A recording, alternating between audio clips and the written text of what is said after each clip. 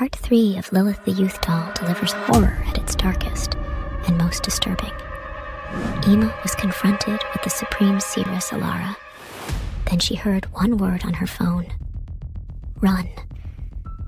But her body wouldn't move. Fear had her locked in place. Across the room, Elara watched with a chilling smile. Too late for that, she whispered. Hand over Lilith now. A voice came through the phone, frantic. If you give her the doll, you'll be unalived.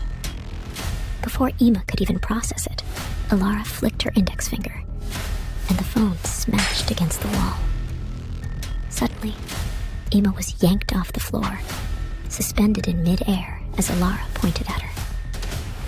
Forfeit Lilith, or you'll wish you had, she hissed, eyes narrowing. A flick of her hand sent Ima crashing into the wall, darkness swallowing her vision. When she regained consciousness, she was still floating. Elara stood calmly below, her voice icy. It's pity. I can't unalive you yet. Not before I get what I want. She raised her hand, ready to send Ima soaring into the ceiling when, out of nowhere, a shadowy figure appeared, catching Ima midair. The figure lowered Ima gently to the floor. A voice rasped from behind its twisted grin. Hello, Ima. It's me, the one who texted and called you. Ima's eyes widened in horror. The figure was skeletal, with hollow, glowing eyes and teeth jagged like broken glass. Its skin hung loose and wrinkled, wild hair framing a decayed, eerie face. Elara's expression faltered. Penelope? What in the world happened to you? Penelope sneered, holding up a doll that looked far worse than Lilith.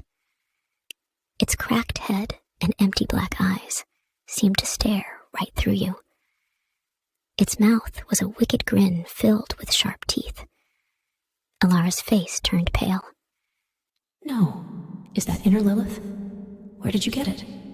Penelope's grin widened. Yes, it's mine now. And if I merge it with Lilith, I'll finally be strong enough to defeat you.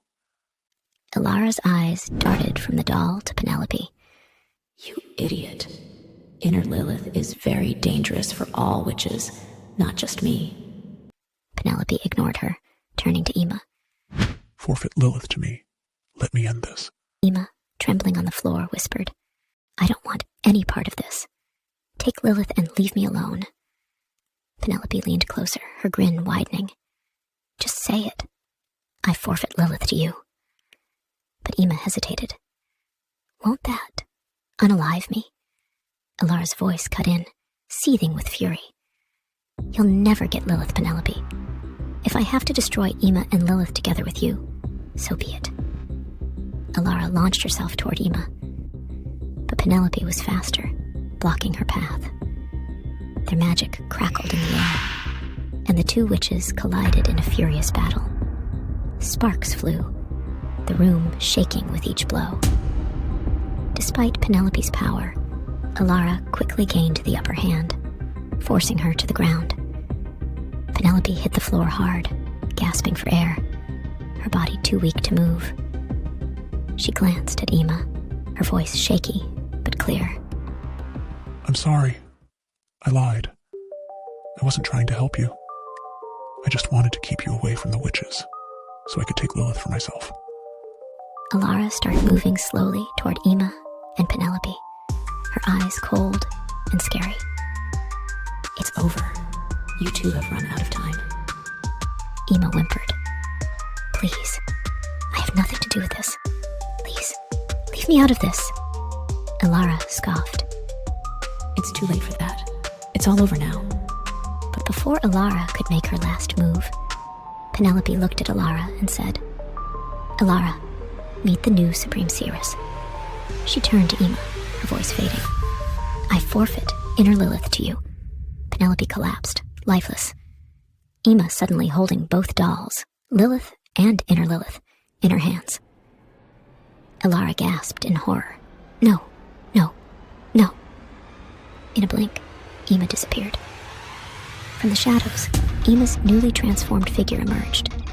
her decayed skin peeling away to reveal something truly monstrous. Her eyes blazed with an eerie, unnatural glow, and sharp, jagged teeth gleamed beneath her twisted grin. Elara, eyes wide with fear, instinctively began to back away, ready to flee. But in a flash, Ima vanished, reappearing behind her in an instant. Leaning in close, she whispered chillingly into Elara's ear. Now, it's your turn.